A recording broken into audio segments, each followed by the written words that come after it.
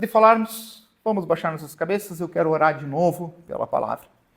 Senhor Deus, nós entendemos que estamos diante do Senhor, o Senhor Deus que fez os céus e a terra.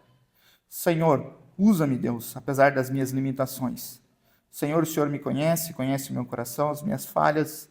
Senhor, mas também o Senhor conhece, o Senhor pode transformar, Deus, o Senhor pode falar através de nós. E nós é isso que te pedimos, Deus. Tem misericórdia do teu povo, Deus, traz a tua santa palavra, o teu santo conselho, que possa entrar nos nossos corações, mudar as nossas vidas, Deus, porque para ti queremos viver. Só a ti, Deus, queremos dar glória e viver para a tua glória, tua honra, teu louvor, tua adoração. Em nome de Jesus, amém. Irmãos, então nós vamos falar sobre a providência divina. Nós estamos estudando a Confissão de Fé Batista de 1689. Óbvio que se ela fosse uma confissão que não fosse baseada nas Escrituras, ela não teria valor nenhum. Tá? Então a gente só usou ela como esqueleto para a gente falar sobre algumas doutrinas. Então hoje nós não teremos o segmento dos livros, do livro de Efésios que estamos estudando. O pastor está no encontro de líderes e pastores líderes. Então hoje vamos dar seguimento à confissão de fé. Eu peço a atenção de todos, porque é um tema denso, é um tema pesado, mas é um tema que urge. A igreja precisa conhecer a santa e divina, maravilhosa providência de Deus. Quando falamos sobre providência, no conceito popular, as pessoas acham que providência ocorre quando, por exemplo, uma pessoa escapa de um acidente de trânsito, um carro passa no fio, do ladinho, por um fio do ladinho dela. Fala, a providência de Deus te livrou. Mas isso não é somente isso, a providência.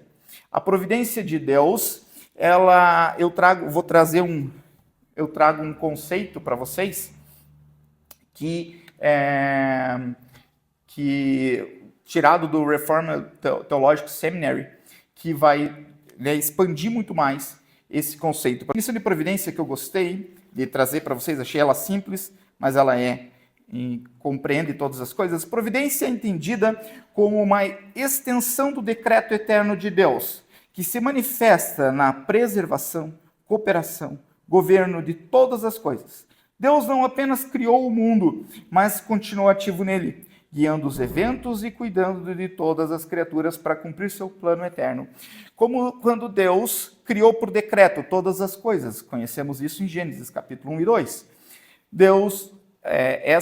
A vontade de Deus criadora, e depois a vontade de Deus governando o mundo de forma ativa. Vamos dizer, então, temos a criação do mundo e a continuação do mundo. E esse conjunto de criação e continuação do mundo sob o governo de Deus é a providência de Deus. Nós podemos ir ao texto da Confissão de Fé, capítulo 5 diz: Deus, o grande Criador de todas as coisas, sustenta e dirige, dispõe e governa todas as criaturas, ações e coisas, desde a maior até a menor, pela sua própria sábia providência, segundo a sua infalível presciência e o livre e imutável conselho da sua própria vontade, para o louvor da glória, da sabedoria, do poder, justiça, bondade, infinita misericórdia. Nós vamos ler isso. Qual é a base bíblica? Se nós abrirmos Hebreus, capítulo 1, verso 3, diz assim: Ele, que é o resplendor da glória e a expressão exata do seu ser, está falando de Jesus, sustentando todas as coisas pela palavra do seu poder, depois de ter feito a purificação dos pecados, sentou-se à direita de Deus. Veja, Deus sustentando todas as coisas. Daniel 4, 34, 35 nos diz: Mas ao fim daqueles dias, eu, Nabucodonosor, levantei os olhos ao céu, tornou-me a vir o entendimento, e eu bendisse o Altíssimo, e o louvei, glorifiquei ao que vive para sempre, cujo domínio é sempre eterno, cujo reino é de geração em geração.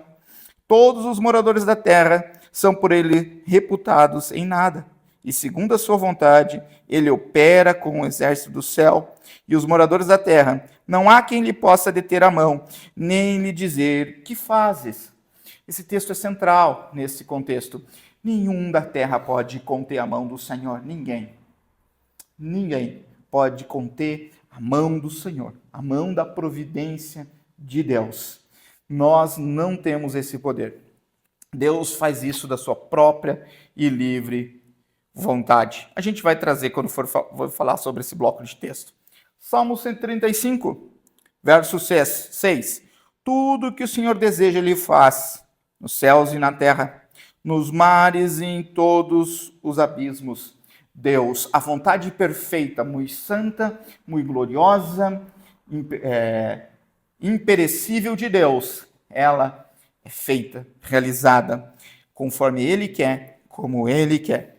Atos 17, 25 a 28. Nem é servido por mãos humanas, como se precisasse de coisa alguma. Esse é o nosso Deus. Esse Deus não é servido por mãos humanas. Se você acha que você vai chegar perto de Deus por aquilo que você faz, você acha que você vai chegar perto de Deus pelos teus sacrifícios, você acha que você vai chegar perto de Deus por causa de quão bom ou por causa da tua ética, estás enganado. Nós temos acesso a Deus pela graça redentora de Jesus, porque Ele não pode ser servido por mãos humanas. Qual é a diferença do cristianismo para o paganismo? Paganismo são todas as outras religiões que não o cristianismo. O paganismo é dado uma oferenda a um Deus, seja um Deus qualquer, para você comprar a divindade, para que você tenha favor com relação à divindade. E o cristianismo não. Jesus fez o sacrifício por nós. Ele nos comprou. Então, por exemplo, se você pega pessoas que vão lá em Fátima, dar uma volta lá num caracol de joelhos, São pessoas que estão querendo comprar a divindade. Elas acham que por fazer isso, a divindade, Deus, entre aspas, vai olhar eles com misericórdia. Não, Deus não pode ser servido por mãos humanas. Ok? Nem é servido por mãos humanas como se precisasse de alguma coisa, pois Ele mesmo é quem a todos dá vida, respiração e tudo mais. De um só fez toda a raça humana, para habitar sobre toda a face da terra, havendo fixado os tempos previamente estabelecidos e os limites da habitação, para buscarem a Deus. Se por acaso, tateando, o possa achar, bem como não está longe de cada um de nós, pois nele vivemos e nos movemos, existimos, como alguns dos poetas de vocês têm dito, porque dele também somos geração. Veja, nós acordamos de manhã, porque Deus nos permite. Dormimos à noite, porque Deus nos dá o sono. Nós sonhamos, porque Deus nos faz assim. Nós temos que entender o poder desse nosso Deus. Nós não estamos diante de alguém que simplesmente deu corda no universo. Isso chama-se essa forma de pensamento filosófico chama-se deísmo, em que essas pessoas que creem no deísmo creem que Deus apenas fez o universo e depois saiu fora do universo e não tem controle nenhum sobre todos os eventos que ocorrem no universo. Não, Deus não é um relojoeiro que dá corda no relógio e sai fora para observar o relógio trabalhando. Deus coordena todas as coisas, Deus governa todas as coisas. E isso traz várias implicações. Eu sei que, voltando ao texto lá da providência, muitos de vocês vão perguntar, mas e o pecado, as dores, as dificuldades? A gente vai falar sobre isso. A gente já falou quando falamos sobre criação. Esse bloco 1 nos traz algumas organizações. Deus é o criador de todas as coisas. Não há nada que fora criado que não seja de Deus. Todas as coisas criadas existem por parte de Deus. E aí eu volto a explicar de forma resumida, porque a gente já falou sobre isso. E o mal? Do malum. Da onde vem o mal? A resposta nos dada até já no começo do cristianismo, por Agostinho de Hipona, o mal não tem essência. O mal nada mais é que a ausência do bem, como quando a gente fala sobre calor e frio. Frio não existe para a física, existe falta de calor. Logo, o mal, ele é o reflexo, ele é o resultado do afastamento permissivo da divindade. Ou de Deus, no caso, aqui que nós estamos falando. Deus permite que homens, com seu livre-arbítrio, ali no caso do Éden, escolham afastar-se de Deus. E o resultado disso é o pecado, o mal. E o mal é nada mais do que o resultado do pecado original, né? É o extrato do pecado original sendo exercido na humanidade. Esse é o mal. E a origem do mal vem do pecado. Bom, e então como que Deus permitiu isso? A gente vai estudar, vai ver. Dirige e governa ativo todas as coisas. Deus não abandonou a criação, a própria sorte, nem mesmo é um mero espectador. O que ele faz é por sua própria vontade e desígnio. Não sofre interferência de nada ou de ninguém. Aí vocês vêm dizer assim, André, então por que nós oramos? Se Deus, ele não muda a sua vontade por conta das nossas orações. Bom, oração, ela serve para nos alinhar à vontade de Deus e não alinhar Deus à nossa vontade. Porque vocês viram quando eu orei sobre doenças, nós oramos para que algumas pessoas sejam curadas. Se for a vontade de Deus. Se não for a vontade de Deus, aquela pessoa não vai ser curada. E se não for a vontade de Deus, e por que orarmos então? Para que, se não for a vontade de Deus, para que aquela família tenha o conforto do Senhor. Saiba, por exemplo, nós falamos sobre cristãos, né? Para que aquela família, no caso de uma pessoa cristã, tenha plena consciência de que aquela pessoa estará com Cristo após a morte. Para que aquela pessoa que não vai ter a cura consiga manter-se tão somente na graça. Nós lemos quando o apóstolo nos diz: tira de mim esse espinho da carne. E Deus responde: não, a minha graça te basta. Então, veja, Paulo, que havia curado muitas pessoas, que havia feito Saulo, né, que virou Paulo que tinha feito milagres por meio de Cristo. É óbvio que ele não fez milagre nenhum por ele mesmo, mas ele tinha uma enfermidade a qual Deus não quis curar. Por quê? Porque aquilo era para a honra e glória de Deus. Talvez aquilo servia para que não ensoberbecesse o coração de Paulo. Opa, então quer dizer, André, você está querendo me afirmar que Deus não quer curar sempre? Sim. O pecado entrou nessa terra e de alguma coisa todos nós vamos morrer. Só não vai morrer aqueles que estiverem vivos, né, no momento que Jesus retornar. E o plano de Deus segue andamento no mundo. E se Deus curasse todos, todo o tempo, quantas pessoas teríamos no mundo? Ou o que aconteceria com a humanidade? Então, há vezes que Deus realmente não vai curar. Só que, então por que orar? Para que o meu coração se adeque ao Senhor. Poxa, mas eu posso orar por cura? Sim, deve, porque isso mostra também a tua vontade diante de Deus. E é bonito quando a criança chega ao pai e coloca o seu coração. Pai, eu gostaria de ir lá fora com o fulaninho. E você diz, não, você não vai com o fulaninho por causa que o fulaninho faz esse tipo de conduta que nós não aceitamos. Uso de droga, qualquer coisa assim, né? Enfim, não, você não vai, mas o fato do filho ter esse canal aberto com o pai mostra a intimidade, porque ele poderia simplesmente, escondido do pai, pular a cerca e ir embora. Mas não, ele tem esse caminho diante do pai. E nesse exemplo da criança, óbvio que isso é uma analogia, né? O pai pode passar a sua vontade à criança e mostrar o porquê da sua vontade. Óbvio que aqui nós estamos falando de seres humanos, mas quando nós vamos diante de Deus, nós podemos ouvir a vontade de Deus, ler através, obviamente, das Escrituras, e está vendo aquilo que Ele faz no nosso coração, e Ele também nos sustenta em oração. Quando a gente pede, Deus, mas para fechar aquele negócio, Deus, seja feita a tua vontade, e se não fecha, beleza, vida que segue. Porque Deus aqui assim o quis. E eu estou na mão de Deus que sabe dar boas coisas. Se o Pai da terra sabe dar boas coisas aos seus filhos, que mais o nosso Pai do céu pode nos fazer? Óbvio que Ele não sabe nos dar boas coisas. E às vezes as boas coisas dele, para um propósito maior que a gente não conhece, às vezes é um não. É o não que Paulo recebeu. Estão entendendo? Estão comigo até aí? Tranquilo? Por isso que isso vai contra a teologia triunfante de que nós não temos doenças. Isso é mentira.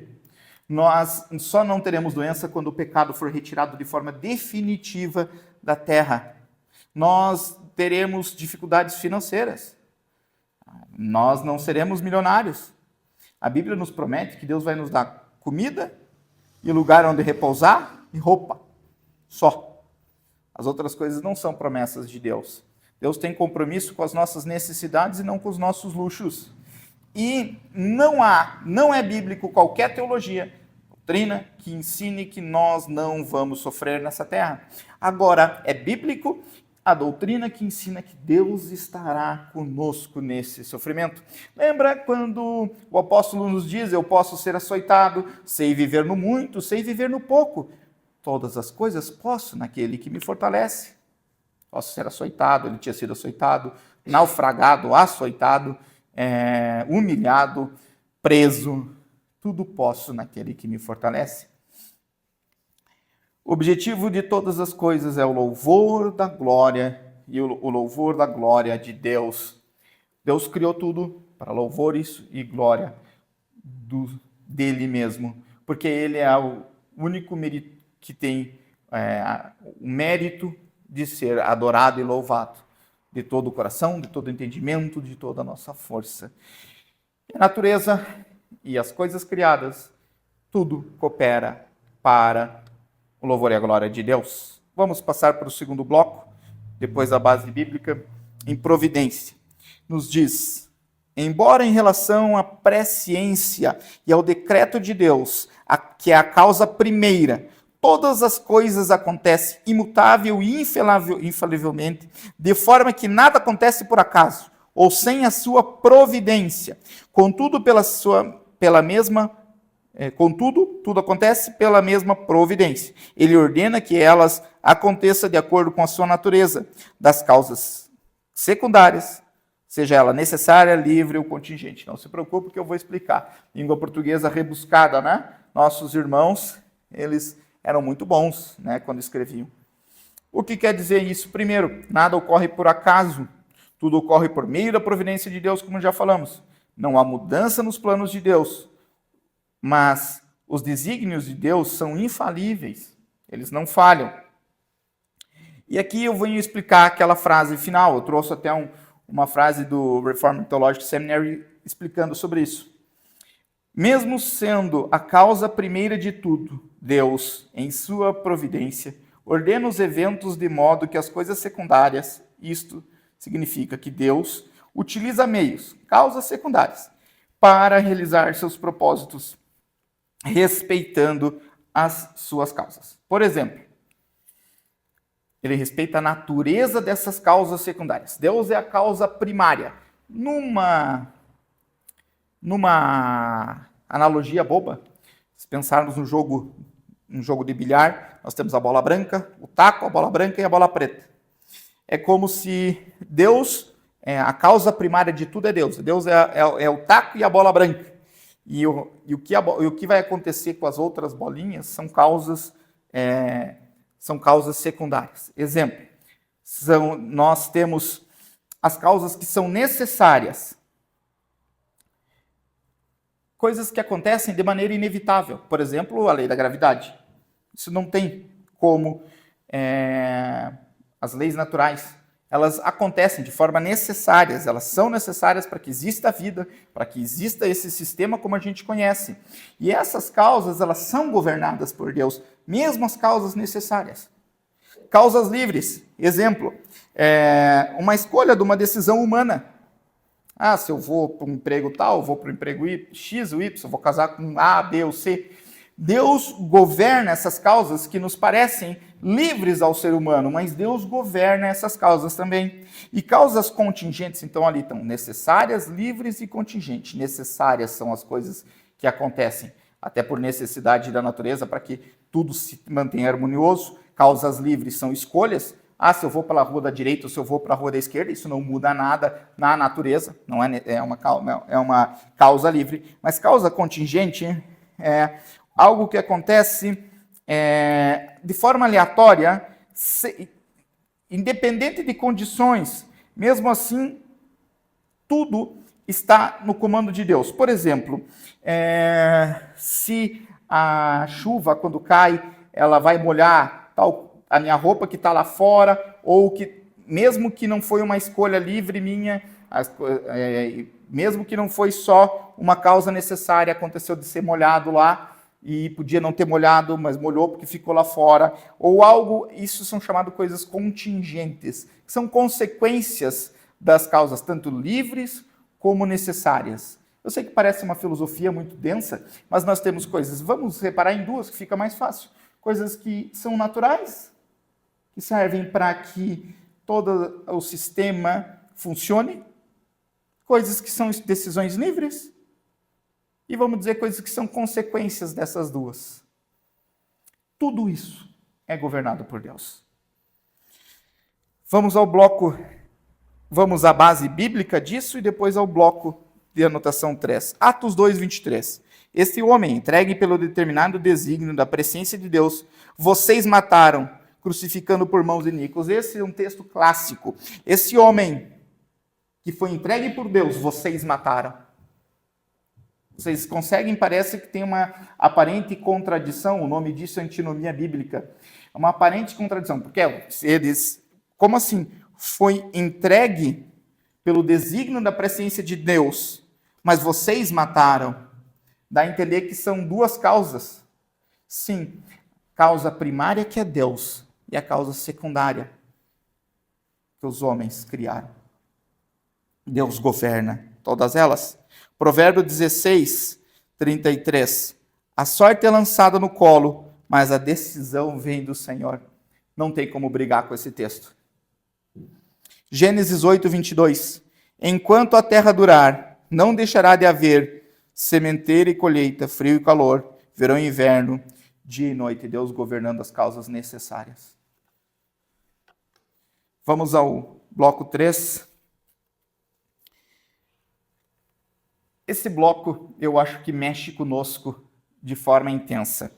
Deus, em sua providência ordinária, faz o uso de meios, ainda assim é livre, para operar sem, acima e contra eles, como lhe aprouver.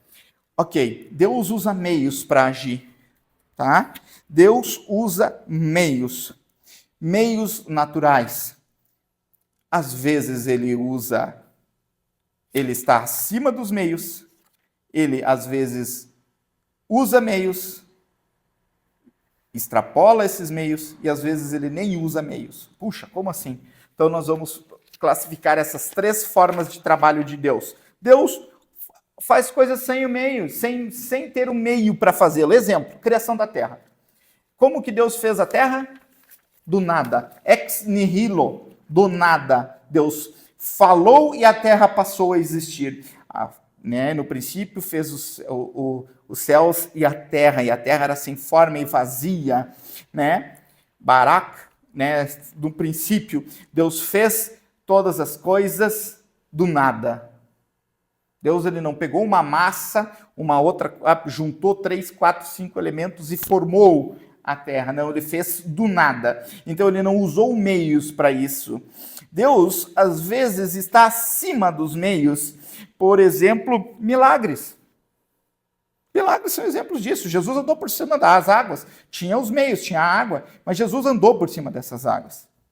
E ao mesmo tempo, Deus às vezes parece usar de algo contra os meios. Exemplo, no milagre da sarça ardente, Moisés olhou uma coisa, que era uma sarça, um arbusto, que pegava fogo e não queimava. Isso é contrário à natureza. Então Deus usa meios, às vezes esse meio ele usa o meio normal, às vezes acima do meio, às vezes coisas como se fosse contrário ao meio, e às vezes ele não usa meio nenhum.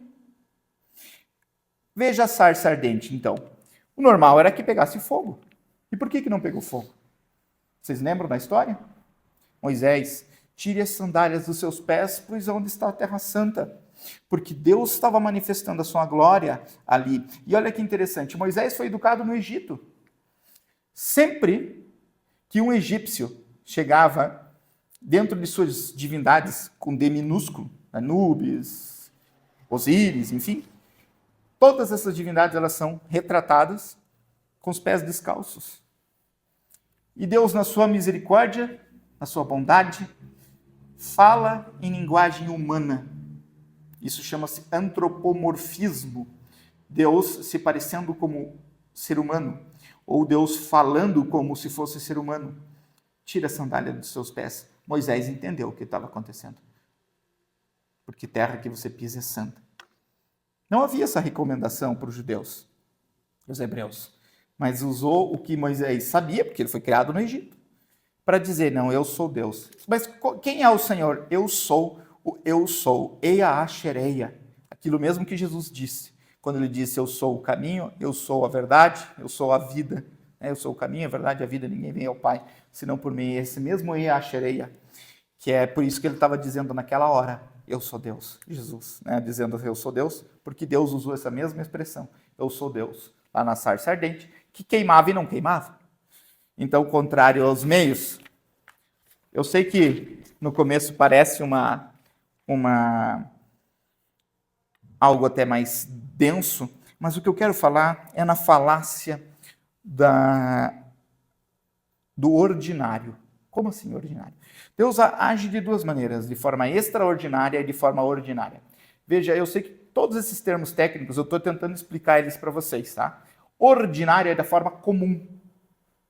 Comum, no dia a dia. De forma extraordinária é Deus usando de milagres, de coisas que são extraordinárias, que não é comum. Então, quando alguém vai ao meu consultório consultar, e eu receito um remédio, e essa pessoa toma o remédio, e essa pessoa melhora, é Deus agindo. Da mesma forma que se essa mesma pessoa viesse ao meu consultório, eu colocasse a mão naquela pessoa e orasse, e por algum motivo Deus fizesse o milagre.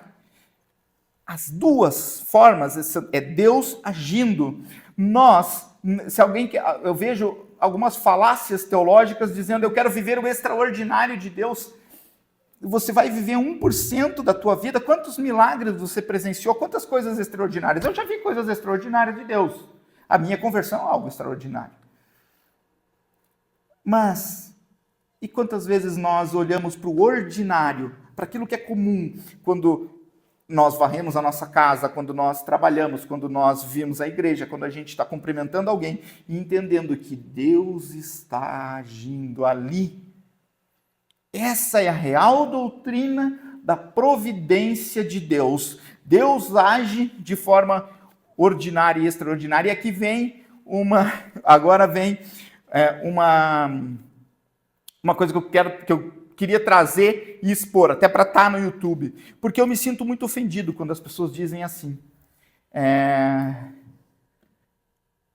eu tenho que tomar o remédio e orar. Ok, isso é uma verdade, mas quando as pessoas falam isso, elas falam como se fossem duas coisas separadas, o remédio e a oração. Eu não fico ofendido porque isso me ofenda, não é isso, mas isso ofende o trono da graça de Deus. Você está querendo dizer que Deus só cura alguém quando ele faz algo miraculoso e não quando alguém toma um remédio. Mas aí vem a minha crítica a essa situação. Veja, Deus escolheu pessoas, capacitou pessoas, deu cromossomos especiais sobre inteligência para essas pessoas. Deus pegou, criou plantas. Deus fez essas plantas florescerem. Deus fez essas pessoas especiais entenderem que essas plantas, elas podem ajudar a curar. Essas substâncias químicas, sejam elas derivadas de plantas ou como for, de animal, enfim. Essas pessoas criaram um estudo médico que mostra que tal remédio funciona. Isso pela graça de Deus, pela inteligência que Deus dá, ou alguém de vocês aqui escolheu o grau de inteligência que vocês têm. Deus nos deu quando nós nascemos. Inteligência é uma organização cromossomial. Se vocês não sabem o que é isso, voltando, é da genética. A gente já nasce com isso.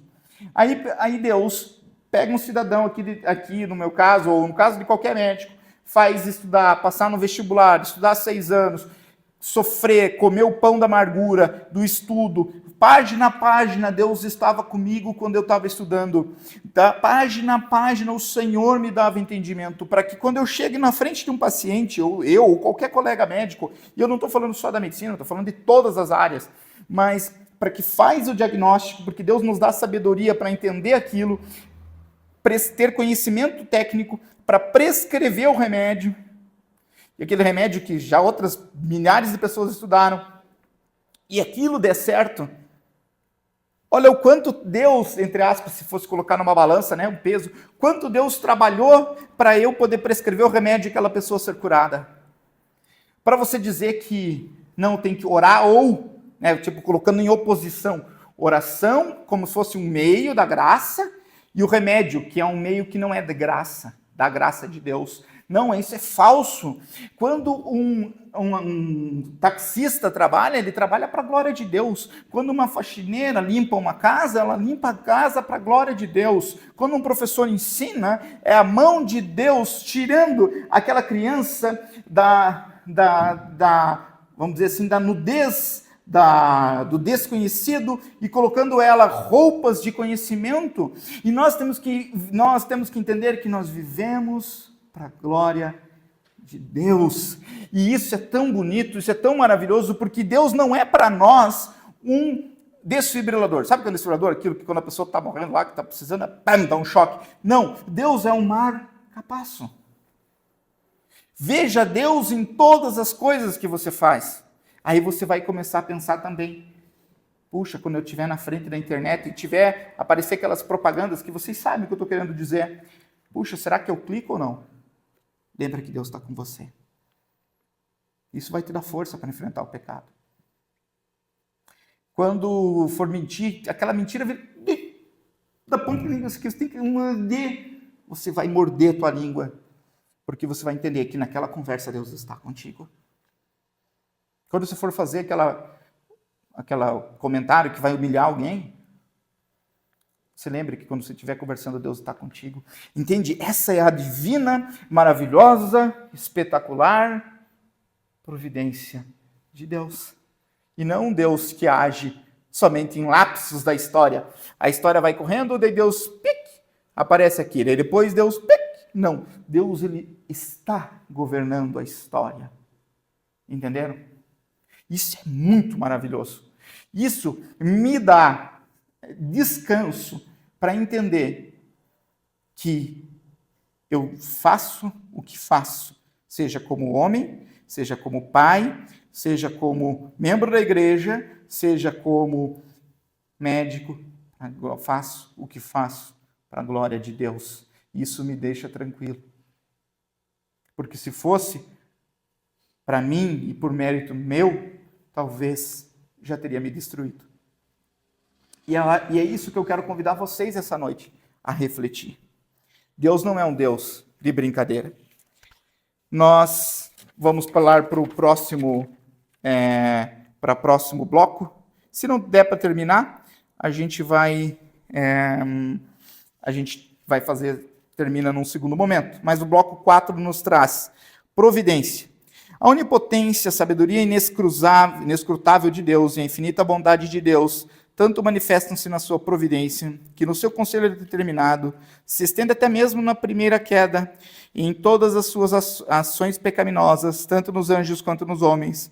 E não é por meio de mera permissão que ele muito sábio e poderosamente delimita e de forma variada ordena e governa em uma multiforme dispensação para os seus próprios santos fins. Ainda assim, de forma que a pecaminosidade desses atos procede apenas da criatura e não de Deus, que, sendo santíssimo e justíssimo, não é nem pode ser o autor e aprovador do pecado. Aqui traz aquela grande questão, né? Que entre Deus e o pecado. Deus, de alguma forma, ele governa mesmo o pecado da humanidade, mas ele não é o autor do pecado e nem o culpado pelo pecado. Ele, através da morte de inocentes, pode mostrar quão dura é a realidade do pecado, Quão dura é a realidade fora de Deus. Deus, através da injustiça que os homens praticam, ele consegue mostrar o que é a justiça, que um dia teremos a justiça. Deus, através da doença, ele pode mostrar o que é a cura. Deus, através da doença, pode mostrar o que é o alívio. Deus, através daquilo que é mal, ele pode mostrar o seu caráter, que é bom. Mas Deus não é o autor do mal, Deus não é o culpado pelo mal, como a gente já falou. Parece às vezes meio contraditório, mas lembrando que nós estamos falando de coisas inescrutáveis, ou seja, coisas de difícil entendimento, coisas que estão na mente do Senhor. E trazer isso para uma linguagem mais fácil, uma linguagem humana, é óbvio que a gente vai perder o sentido. Não tem como explicar. É como se nós olhássemos apenas as sombras. Todos os corpos têm cores, têm formatos, mas quando a gente olha a sombra, tudo é planificado. A gente perde qualidade de imagem na sombra. A sombra não tem a mesma qualidade de imagem do que um objeto. Quando nós trazemos coisas que são maravilhosas acima do nosso entendimento para o nosso entendimento, a gente está perdendo qualidade na informação. Logo, o que a gente consegue é isso. Que Deus, ele usa, governa a terra, inclusive o pecado e o que acontece e as consequências do pecado, ele usa para a glória dele, para que ele seja glorificado, para que as pessoas conheçam quem ele é e que ele seja louvado e glorificado. Mesmo nos eventos mais complexos e aparentemente contraditórios, como a queda e o pecado, a sabedoria e a bondade de Deus são reveladas. Pela queda conheceu-se a misericórdia. Como que ia falar de misericórdia de Deus se o homem não tivesse caído? O homem experimentou a dependência total de Deus na salvação pela graça em Jesus Cristo. Isso não significa que Deus seja o autor do pecado, mas que ele permite que tais eventos ocorram, não somente no sentido de permitir de longe, mas ele governa, ocorrendo dentro do seu e ocorre isso dentro do seu plano, usando para seus propósitos. Então, se acontecer alguma coisa na tua vida ruim, lembre que Deus ainda está governando todas as coisas. Que ele não vai deixar as coisas, a história não vai terminar naquela coisa ruim, e que Deus ainda, o Deus bondoso, está governando as coisas. Pergunte quem sabe o que ele está querendo te ensinar sobre tais aspectos. Pergunte o que ele está querendo trabalhar no teu coração. Como ele está usando essas situações para o bem daqueles que amam a Deus. Mas não questione Deus pela ação de Deus. Questione o porquê, né? Óbvio, assim, de uma forma, o para quê e não o porquê. Eu sei que isso é um clichê evangélico, não é bem assim, contudo, se talvez algo não deu certo, Deus, o que eu preciso, como isso me afeta? Como eu posso me aproximar mais do Senhor com essa história? Como o espinho da carne de Paulo, perdão.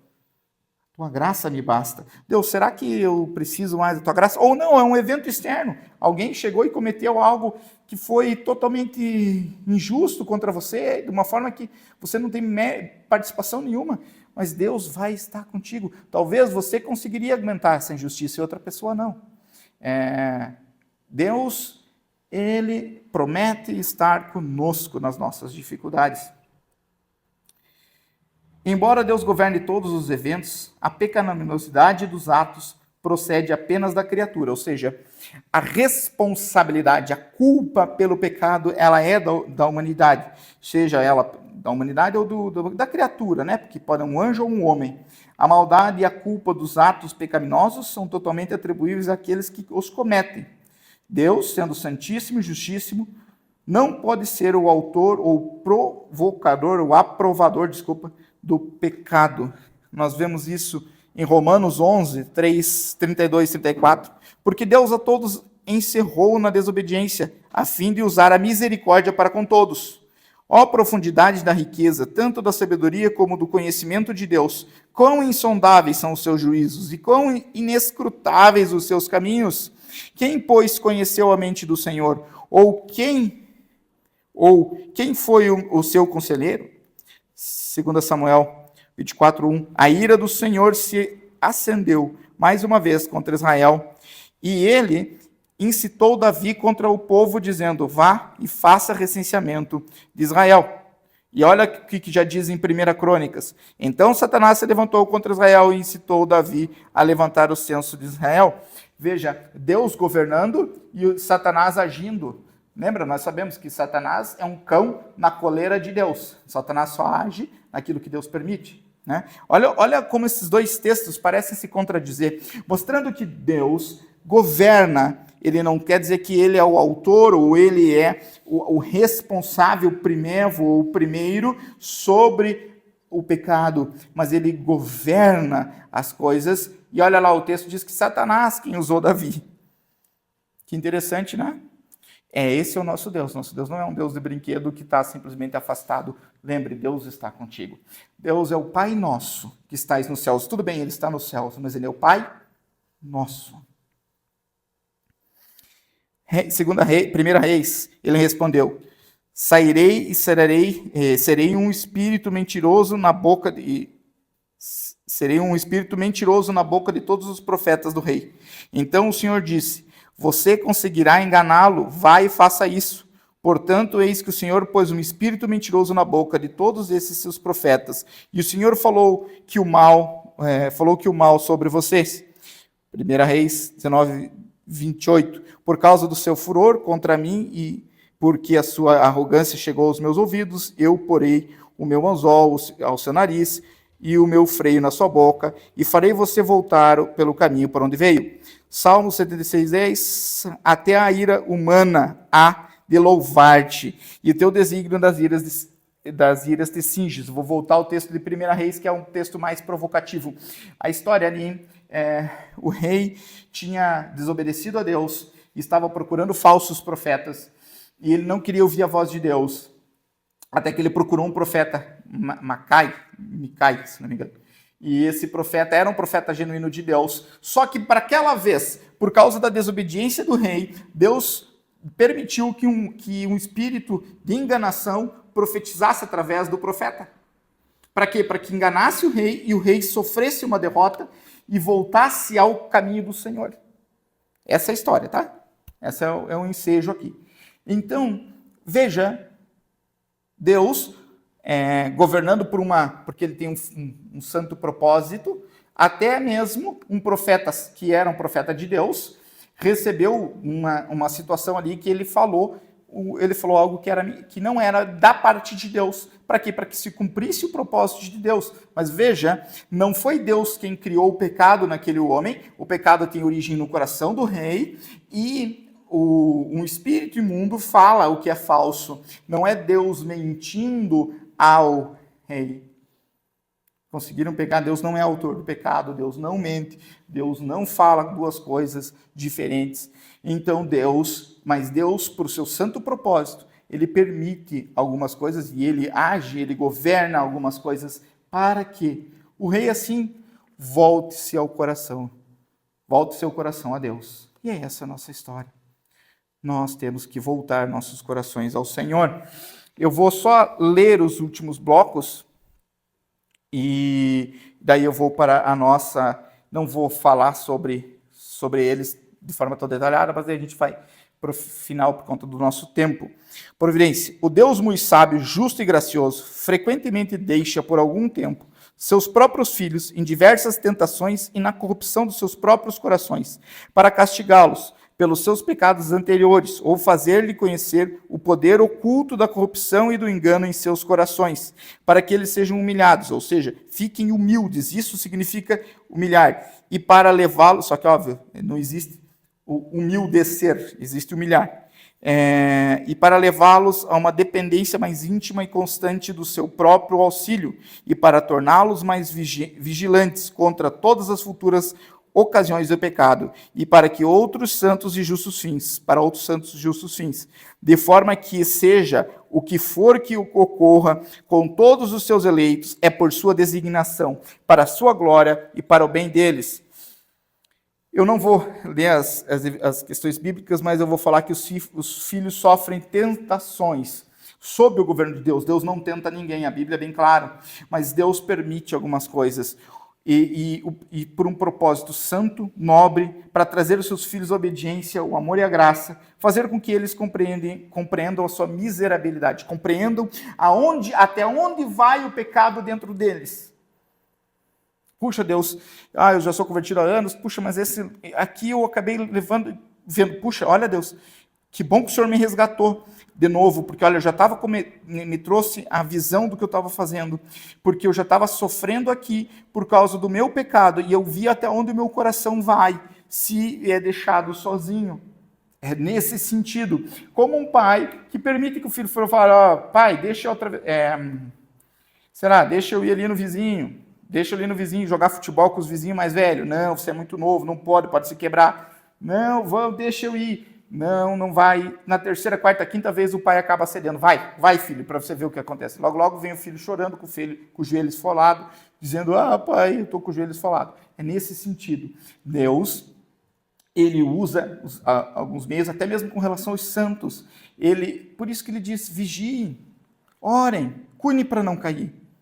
Beleza? Deus vai a perseverança dos santos ocorre no sentido de que todos nós, aqueles que foram salvos, serão preservados. Mas em termos de santidade, Deus às vezes permite algumas coisas para que nós possamos entender o que é o nosso coração sem Deus. Pense, o que é o seu coração sem Deus? Sem a perdão dos pecados trazido por Jesus Cristo, sem a graça de Deus, nós somos perdidos, para não falar coisas piores. Bloco 6 nos diz, eu vou pular ali para a gente chegar até o fim. Quanto àqueles homens perversos e ímpios, a quem Deus, como justo juiz, por pecados anteriores, segue e endurece deles, ele não apenas retém a sua graça, pela qual eles poderiam ser iluminados em seus entendimentos e forjados em seus corações, mas às vezes também retira os dons que eles tinham e os expõe a tais coisas que a corrupção deles torna em ocasião do pecado. E além disso, entrega-lhes as suas próprias concupiscências, as tentações do mundo e ao poder de Satanás, de maneira que eles se endurecem sob aqueles meios que Deus usa para quebrantar os outros. Assim como ele quebranta seus filhos, ele endurece o coração dos ímpios. Olha lá, isso está em Romanos, eu quero ler esse texto, porque isso aí traz muitas pessoas duvidam disso. Mas está lá, Romanos 1, 24, 26, 28 diz: Por isso Deus entregou tais homens à impureza pelos desejos do seu próprio coração, para desonrarem o seu corpo entre si. Eles mudaram a verdade de Deus em mentira, adorando e servindo a criatura no lugar do Criador, o qual é bendito para sempre. Amém. Por causa disso, Deus os entregou às suas paixões vergonhosas, porque até mesmo as mulheres mudaram o modo natural de ter relações íntimas por outro, contrário à natureza. E por haverem desprezado o conhecimento de Deus, o próprio Deus os entregou a um modo de pensar reprovável para praticarem as coisas que não convêm. Nós cremos que Deus tem os seus eleitos, nós vimos isso nós estamos estudando a carta de Efésios, capítulo 1, Deus tem os seus eleitos, conforme o seu propósito.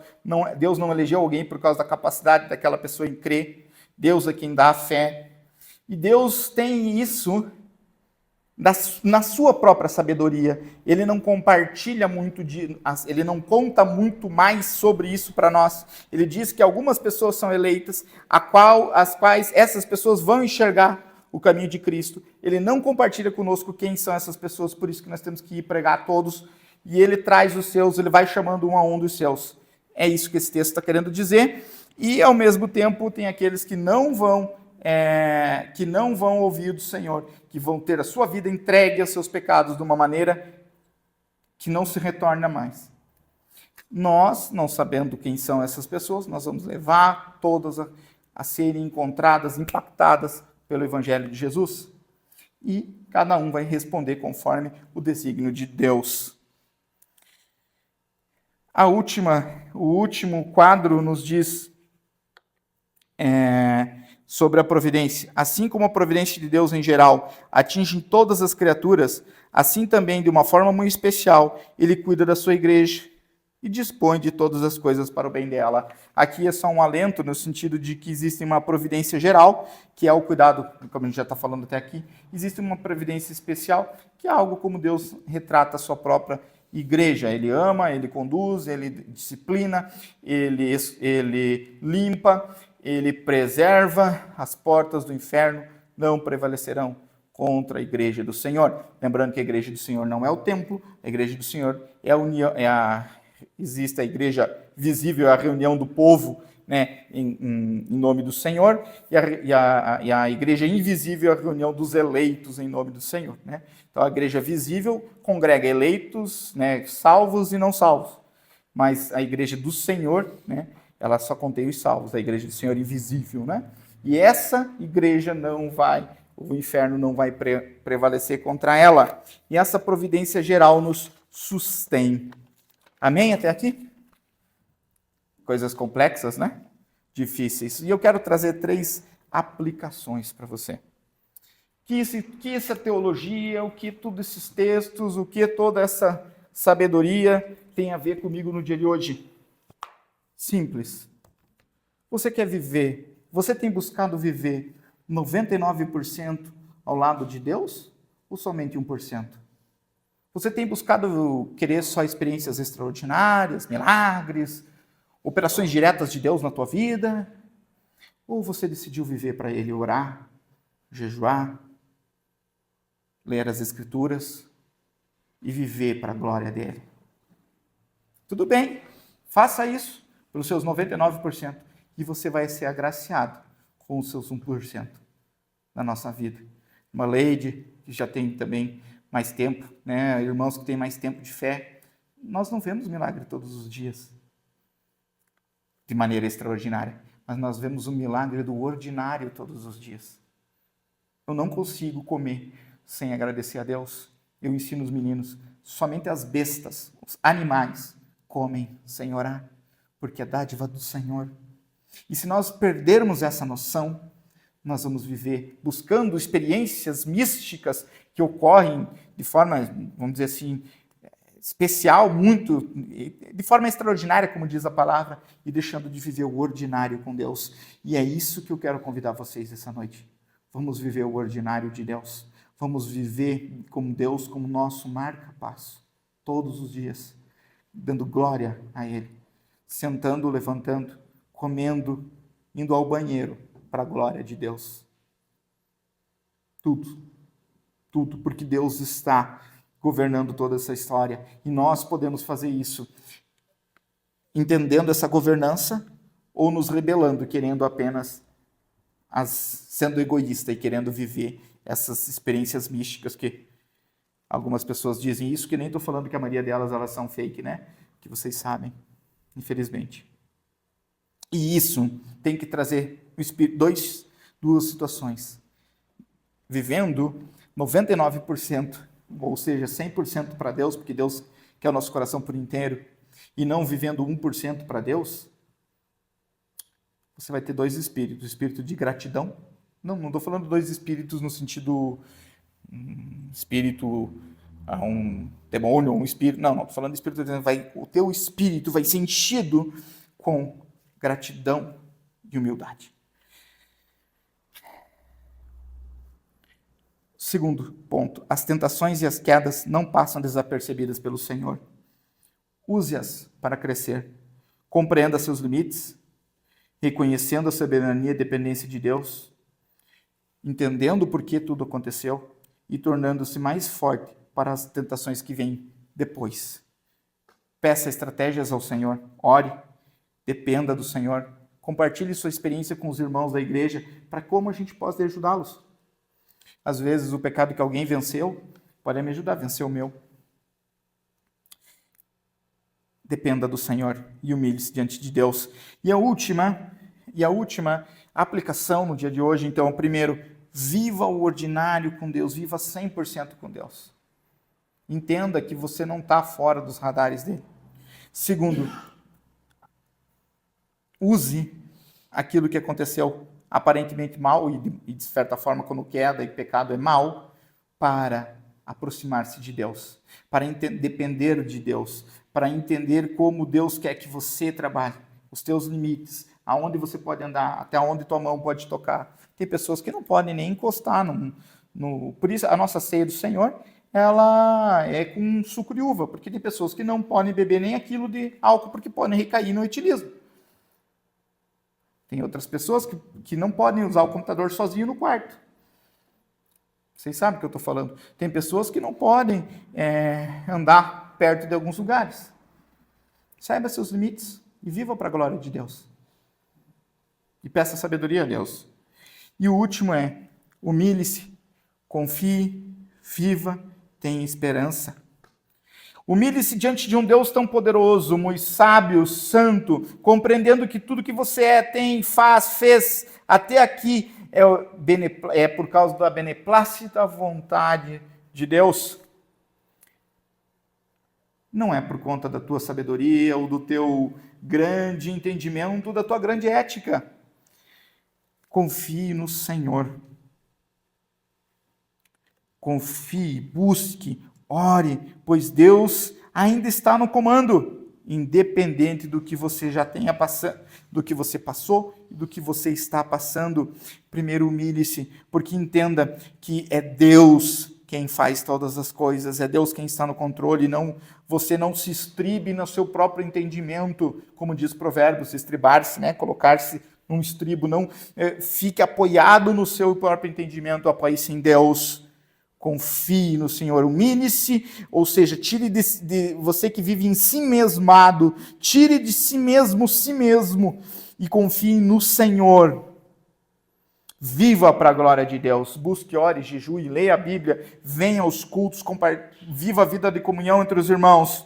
E o principal, tenho esperança, porque há um reino ao qual nós todos estaremos vivendo de maneira plena quando nosso Senhor Jesus Cristo voltar pela segunda vez. Nós com Ele estaremos onde não haverá mais pecado, não haverá mais dores, não haverá mais tentação, não haverá mais a pena pelo trabalho, como maldição. Não haverá mais tudo isso. Então nós temos um reino ao qual nos espera em Cristo Jesus como Senhor santo, santo, santo és.